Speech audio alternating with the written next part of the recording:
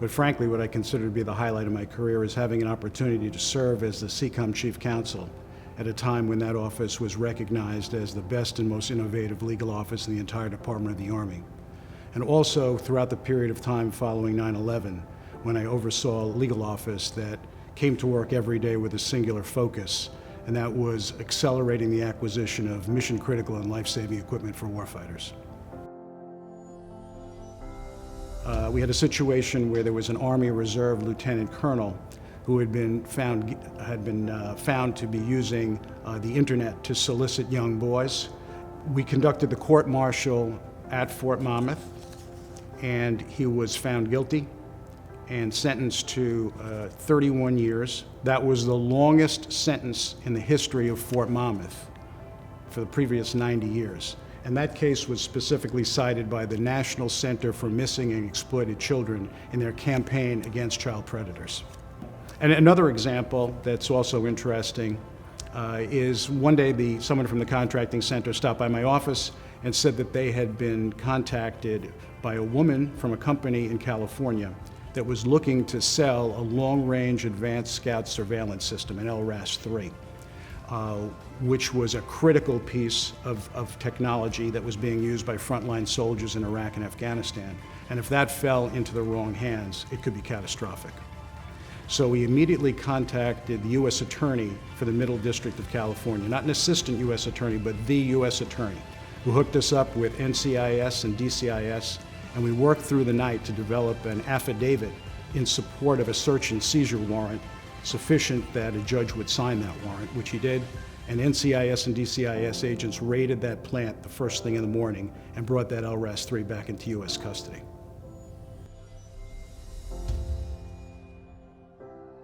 Well, I did have the reputation as the go-to chief counsel in the Department of the Army.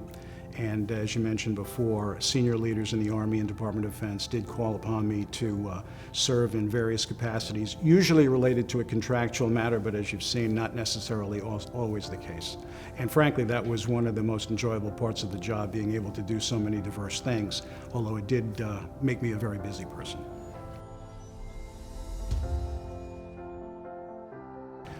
Shortly after 9/11, we developed an emergency acquisitions desk book, which was designed to expedite those procurements by including all of the relevant contractual and instructional and reference material in one place. And that action went from concept to completion in fewer than 48 hours and was recognized by the commanding general of AMC as an invaluable resource and something that he directed be exported throughout AMC. And at that same period of time, the legal office successfully defended several protests filed at the Government Accountability Office, challenging awards of contracts for the crew system, which was a countermeasure against improvised explosive devices and was identified at that point in time as the most important program in the entire Army. And we also successfully defended protests challenging awards of contracts for the Boomerang acoustic gunshot detection system, which was also a countermeasure that was designed to thwart the increasing threat of sniper attacks on warfighters. And not only did we prevail in each of those protests, we were also able to persuade AMC to grant overrides of those protests. And absent the override, the performance of each of those contracts would have been suspended for a period of at least 3 months during the pendency of the GAO protest process, obviously delaying the fielding of that critical equipment. And those were the first overrides granted by AMC in the preceding decade.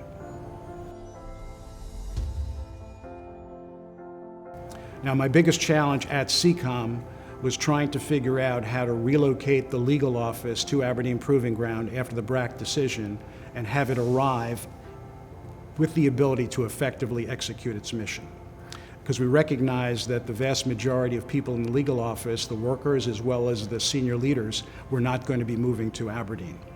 So I established a position at the GS-15 level of a special assistant for BRAC. That was unique within CECOM, and gave that person the responsibility to develop an approach for how we would be able to relocate to Aberdeen as seamlessly as possible. And some of the key features of that arrangement was we got commitments from all newly hired personnel, commitments from all newly promoted personnel to relocate to Aberdeen. We put together a multimedia presentation about the legal office, our functions, roles and responsibilities, initiatives, current actions, things like that, to introduce the people through this new attorney orientation and training program.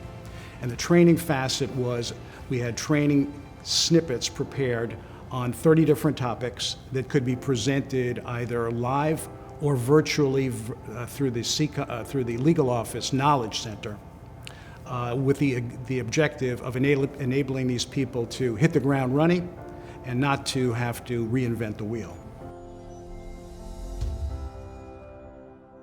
And one thing that we had in the legal office that I think really set us apart, whenever we had a major program, regardless of the level of experience of the person that was primarily leading the charge from a legal office standpoint, we would always get together in a group, 5 or 6 of us. I mean, we could have 150 or 200 years experience in that room, and we would kick that issue around. You know, what are the possible alternatives? What are the pros and cons of each of those? Because in this business, having several people look at an issue is always more effective than having one person do it themselves, even if that person really is a superstar.